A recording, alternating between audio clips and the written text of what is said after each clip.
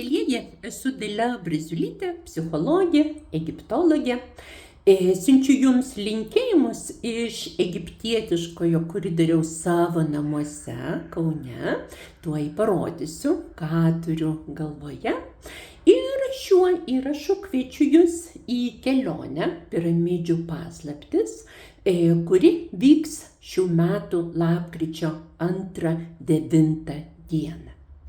Egiptas yra tokia ypatinga šalis, kurio vardu pavadintas netgi mokslas, egiptologija. Nėra panašaus analogo pasaulyje, nėra istorijos mokslo, kuris būtų pavadintas vienos vienintelės šalies vardu. Egiptas kaip šalis yra po Skorpiono zodiako ženklu, taigi lapkričio mėnuo yra pats geriausias laikas, kuomet mes galime prisiliesti prie senovės Egipto paslapčių ir senųjų misterijų. Net ir Hovardas Carteris atrado faraono Tutanchamono kapą būtent lapkričio mėnesį prieš daugybę metų. Taip kad kviečiu jūs į ypatingą kelionę, kurią galima vadinti istorinę, archeologinę, mitologinę, archetipinę, pažintinę kelionę. Šį kartą mes leisimės į Šiaurės Egiptą, į Kairą, keliausime po piramidžių laukus ir tyrinėsime viduramžių Kairą, Fatimidų dinastijos, ankstyvosios krikščionybės, koptų palikimą ir be abejo pagrindinis akcentas, dėmesys šioje kelionėje bus skirta piramidėm ir jų paslaptims. Dabar aš truputėlį pajudėsiu ir pasistengsiu kamerą tuojaus nukreipti į dievų paveikslus. Štai čia yra faraonas Tutanchamonas, kuriam jo žmona, jaunoji karalienė Ankesamon, dovanoja lotoso žiedus, tai yra šeimyninės santarvės papirusas. Štai čia egiptietiškame koridoriuje yra kanoniniai papirusai vaizduojantis Egipto dievus. Štai čia yra islamiškas laikrodis, kuriame yra užkoduota 1000 Allaho vardų. Egipte aš jau esu daugiau kaip 20 metų. Čia yra Šumerų Babilono mitologijos istorija apie Inaną ir jos šešėlinę seserį Reškingalą. Na, o čia yra tokie kanoniniai Egipto papirusai, galbūt per liustrą nelabai matysis, damos per puotą su kvapniais konusais ant galvų degustuoja kvepalus ir aromatingus augalus. Brasta per Nilo kanalą arba upę. Originalas šios scenos yra Šventikotį kapavietėje, Sakaros nekropolyje. Štai čia, taip, yra kanoninis naktinio dangaus deivės, pirmapradės pasaulio motinos Nut papirusas, kurie kiekvieną vakarą praryja saulę, pagimdo žvaigždės, ir viršuje yra paskutinio teismo ir širdies vėrimo ceremonija. Na, o čia virš durų yra Amenhotepo III šventykla vakarinėme Nilo krante, senuosiuose Tėbuose, Deja, iš tos šventyklos dabar teliko tik tai Memno kolosai. Nuo savęs nepabėgsi, taip ir gyvenu Kaune, apsupta senovės Egipto. Daug metų egiptologijos mokslą studijavau įvairiose aukštose mokyklose, Oksfordo koledže, Mančesterio universitete. Ir Egiptas yra mano tokia didelė meilė, nuolatinė mano gyvenimo dalis. Taigi, mėlyji, noriu papasakoti, kokia tai bus kelionė, kuo jinai yra ypatinga. Tikriausiai kaip ir bet kokia šalis, jinai neatsiveria iš karto turistui. Tuo labiau Egiptas galit 1000 kartų važiuoti į Šarm el Šeichą, į Hurgadą ir gyvendami viešbučiuose, valgydami standartinį turistinį maistą, dalyvaudami standartinėse ekskursijose, tikro Egipto jūs niekuomet nepamatysite. Kviečiu jūs į ypatingą Egiptą, kurio dar tikrai nepatyrėte. Kviečiu jūs į savo Egipto koridorių, kurį pažinau per daugiau kaip 20 savo gyvenimo metų, tyrinėdama šią šalį, studijuodama egiptologiją, statydama vilą Hurgadoje, vesdama daugybę kelionių pati, atrasdama įvairias sakralinės vietas, keliaudama dar nepramintais takais. Taigi, šį sezoną norėčiau su jumis pasidalinti piramidžių paslaptimis ir senosios karalystės nekropoliais. Koks yra sumanymas ir koks yra kelionės planas? Kelionė trunka savaitę laiko, jei norėsite, galite pasilikti po kelionės, pailsėti ir ilgiau. Ir lapkričio 2 dieną iš savo šalies, kur gyvenate, atskrendate į Hurgadą. Mes jūs pasitinkam oro uoste, kaip juokauju, svarbiausiai pasiimkite pasą, lagaminą, galvą.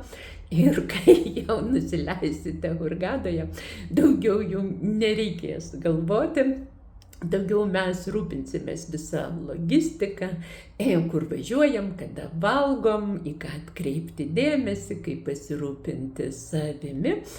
Kartais mūsų draugai jau po tokių kelionių, kuomet mes juos vėl paleidžiam oro uoste, 5 sekundės patiria panikos jausmą, kaip dabar reikės gyventi be Dalios ir Radžabo. Sutikit, vakarų pasaulyje mes esam labai savarankiški žmonės, viską galim patys, pačios. Malonu, kai galima kažkuo pasitikėti ir kai kažkas jumis rūpinasi. Tai va tas rūpestis ir meilė bus Egipte. Ir iš oro uosto vykstame į vilą Šahrazad, kuri yra visai netoli, kokią 20 minučių kelionės nuo oro uosto.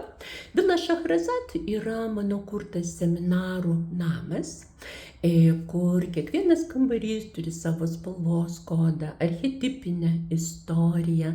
Tai yra meditacinė erdvė skirta inteligentiškiem žmonėm, kurie ieško ramybės, vertina gamtą, tylą, nori susitikti su savim, nori pažinti tikrąjį Egiptą, senovinį ir šiuolaikinį.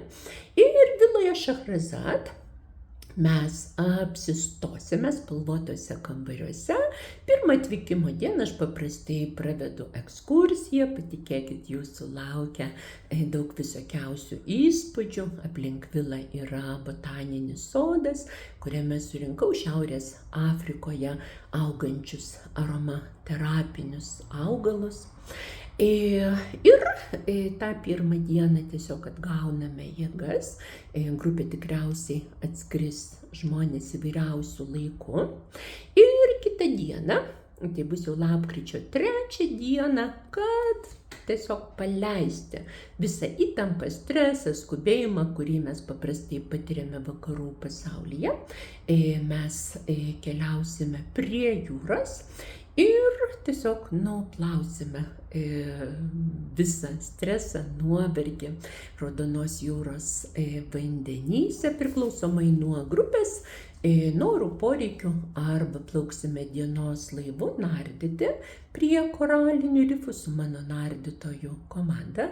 Tai yra labai patikimi ir profesionalų žmonės, arba tiesiog ilsėsimės pliaže privačioj lagūnai. Ir dar kita kelionės diena, tai bus jau lapkričio 4 dieną, labai anksti iš ryto, autobusiuku su mūsų patikimais vairuotojais, kurie labai gerai žino kelionės maršrutą, išvažiuosime į Kairą, didžiausią Afrikos miestą. Kelionė trunka visą ankstyvą rytą ir pusryčiausime jau tame milžiniškame mieste, kuris niekada nemiega. Kairas yra gyvas chaosas, jisai tiesiog praryja žmogų ir visa Lietuva galėtų sutilpti vienoje nedidelėje Kairo gatvėje.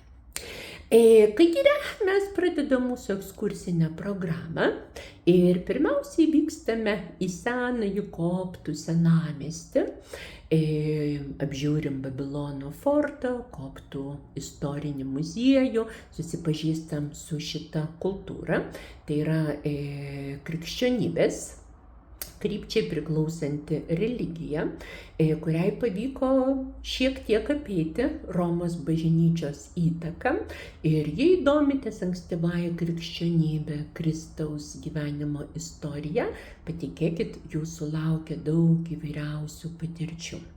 Apžiūrim kabančią bažnyčią, apžiūrim Abu Serdžą, vietą, kur šventoji šeima, Marija su kūdikiu ir Juozapas slėpėsi nuo karaliaus Erodo persekiojimo, kuomet jie gelbėjo kūdikį Kristų ir buvo trumpam pabėgę į Egiptą. Tai yra ypatingos energetikos vieta, toks jausmas, kad mes tiesiog persikeliam laiko mašina į krikščionybės tiesiog atsiradimo laikus. Toliau tęsiam kelionę į ankstyvųjų viduramžių Kairą. Kadaise Kairas formavosi kaip tvirtovė, karavansarajus, kur karavanai sustodavo poilsiui, nakvynei, jėgų atgavimui. Aplinkui šitą poilsio vietą ir turgų buvo tokios didelės aukštos tvirtos miesto sienos, į tą vietą vesdavo vartai. Ir dabar iš tų ankstyvųjų viduramžių Kairo liko 2 vartai.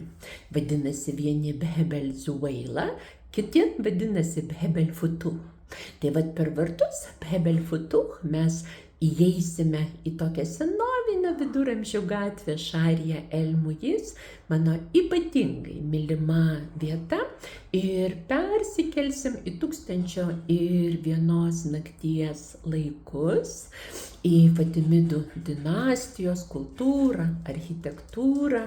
Eidami akmeniniam gatvėm apžiūrėsim madrasas, senovinę architektūrą, pirklio namus, susipažinsim su islamo architektūros elementais, sužinosite, kas tai yra mašrabija, įvairiausi tokie architektūriniai elementai ir kanonai. Ir šita gatvė, jinai veda į Han al-Khalilio turgų. Turistai paprastai trumpai perbėga per Han al-Khalilio turgų, tačiau patikėkite, tai yra atskiras pasaulis. Parodysiu jums tokias vietas, kur baltieji dažniausiai niekada nepatenka. Atgausime jėgas, pailsėsime, Om Kalsun kavinėje, kurioje vakarais skamba gyva Lajali muzika. Dainininkai, muzikantai, vyrai, moteris, tokie nedidelės grupės, orkestrėliai, ten tiesiog susirenka menininkai, bohemiečiai, egiptiečiai yra, kai yra aišku, ir inteligentijos atstovai. Tai va tokie šviesūs žmonės tenais renkasi ir gerdami kavą, arbatą, klauso Lajali muzikos žanro. Alkoholio tokiuose kavinėse niekas nevartoja. Ir toliau pavalgę važiuosim į Geir Anderseno namus, tai yra mano labai labai mylima vieta. Geir Andersenas buvo airis menininkas, dailininkas, kolekcionierius, gydytojas, kurį laiką jisai gyveno Kaire, dalyvavo tiesiog valstybinėje veikloje ir Egipto vyriausybė jam padovanojo tokį namą, kurį vadina Beit el Kritlyje. Tai yra 5-6 amžiaus akmeniniai namai, sujungti tarpusavyje ir šiame name yra muziejus.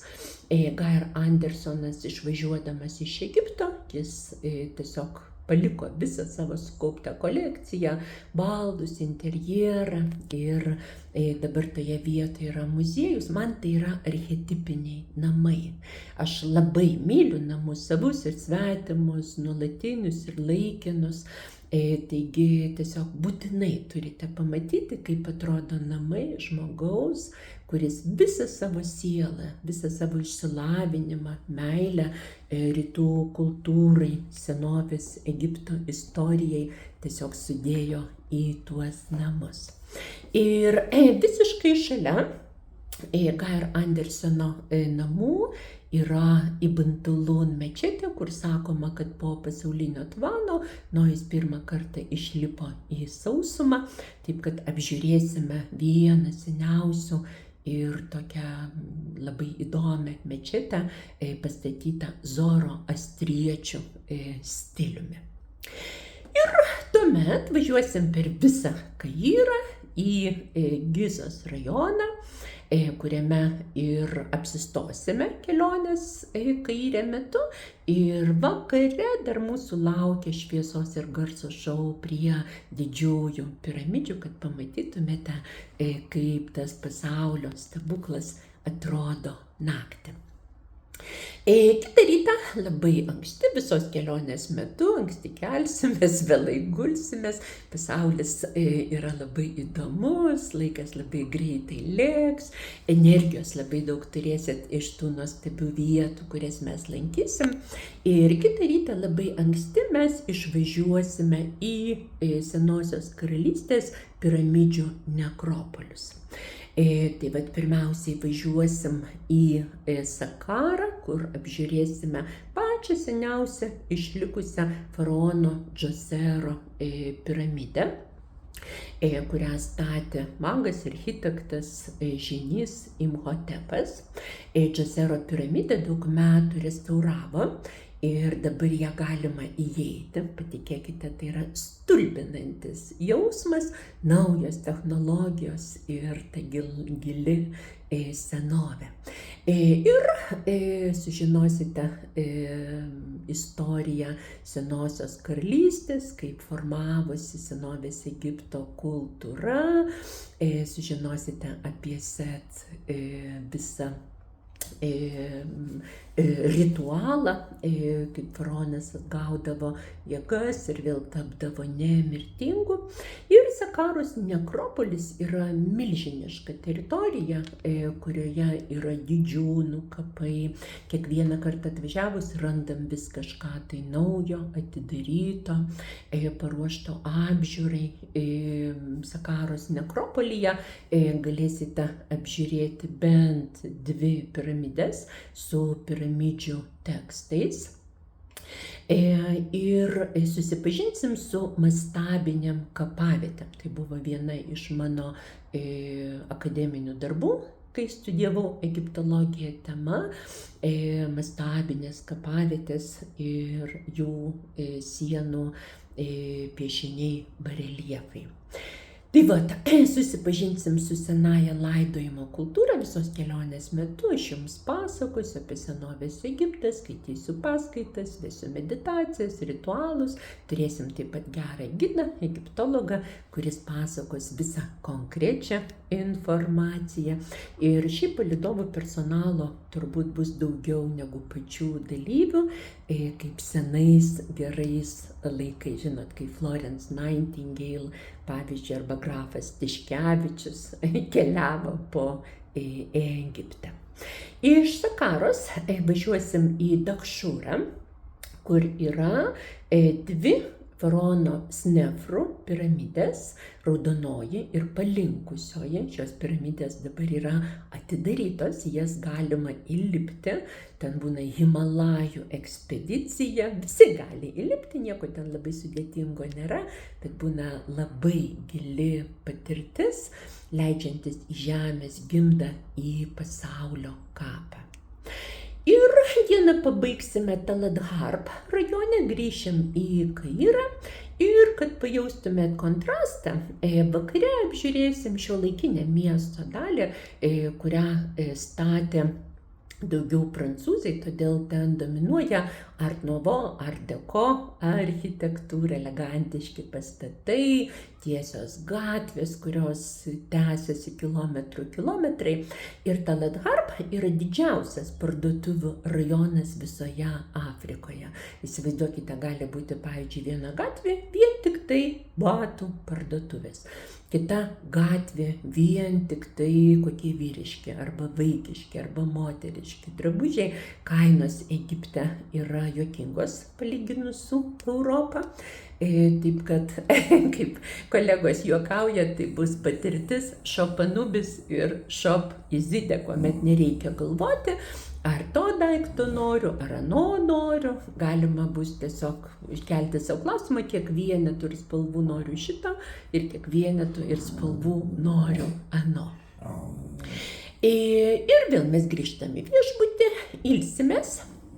Ir dar viena diena Kaire nuo pat ryto bus skirta didžiosioms piramidėms Gizos plokštikalnėje.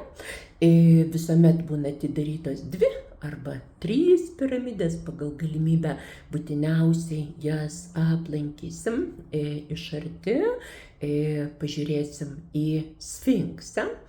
Ir lapkričio mėnesį Egipte galutinai turi būti atidarytas dabar didžiausias ir naujausias pasaulyje senųjų civilizacijų muziejus. Jis yra taip pat Gizos rajone, taip kad mes būsim pirma lietuvių grupė, kuri tiesiog apžiūrės šitą naują, įtariu, kad tikrai stulbinančiai didingą muziejų. Na ir papietavę vakarop iš Kairo vėl keliausime atgal į Hurgadą, pailsėsime ir kitą dieną išsimiegoję, pavalgę, prisimaudę baseine, keliausime į dykumą. Bus safari į Arabijos dykumą, Raudonosios jūros kalnų kanjonus. Pasiklausysime dykumų tylos, jei norėsite, pravesiu šamaniškus ritualus, kurie padeda susicentruoti, integruoti visą sukauptą patirtį. Kelionės metu išgyvensite labai daug visokiausių jausmų, emocijų, procesų. Aišku, visą laiką vis naudosim aurosomos, pamanderius, kvintesencijas. Kiekvieną progą medituosim arba tiesiog pasakosiu jums, į kokius simbolius, archetipus atkreipti dėmesį. Ir dar viena diena bus skirta poilsiui arba išvykai į jūrą, giluminiam nardymui. Na ir paskutinė kelionės diena, lapkričio 9, bus skirta poilsiui, pasiruošimui. Būdami Hurgadai būtiniausiai aplankysite tas vietas, kurias aš esu atradus per daugelį savo gyvenimo metų Egipte. Kartais turistai įsivaizduoja, kad Egiptas yra toks didelis šabakštynas, bet tame šabakštyne yra iš tikrųjų tokių stebuklingų vietų, kur galima rasti tiesiog brangakmenių, tokių deimančiukų, taip kad pasidalinsiu su jumis paslaptimis, nuvešiu jūs į parduotuvėlės, kur galima visokių gėrybių fainų nusipirkti. Visos kelionės metu mes valgysim tikrą egiptietišką maistą, ne turistinius marmaliūzus. Turistinis maistas visose pasaulio šalyse yra iš esmės tas pats standartas. Patys egiptiečiai visiškai nevalgo šaldytų produktų, tik tai turistus jais maitina. Taip kad valgysim tikrus egiptietiškus patiekalus iš pačių geriausių produktų, vaisius, daržoves, sultis. Tiesiog paragausite, paskanausite ir užuosite tokių dalykų, kurių iki šiol Egipte nesate patyrę. Na ir jei dar norėsite pasilikti po kelionės, pasyviai pailsėti, galima tai bus padaryti iš anksto suplanavus. Ir, mielieji, niekada neklauskite, kada bus kita kelionė. Mes gyvenam tokiais neramiais laikais, kuomet nežinom, kas bus rytoj. Kiekvieną kartą, kai organizuoju seminarą arba kelionę, aš į tai įdedu visą savo energiją, dūšią, patirtį, profesionalizmą. Ir tokios kelionės, jos reikalauja labai sudėtingos logistikos. Taip kad visa komanda aptarnaujančio personalo, žmonių, visa mano komanda Egipte tiesiog mobilizuosis, kad jums šios atostogos būtų nepamirštamos, stebuklingos ir tokių patirčių tiražuoti iš tikrųjų negalima. Taip kad laukiam jūsų Egipte. Kelionė piramidžių paslaptis vyks lapkričio 2-9 dieną. Programą visą detalę galite perskaityti mano Facebooko puslapyje arba laiške, kurį išsiųsiu. Jei turėtumėt klausimų, skambinkit, rašykite man.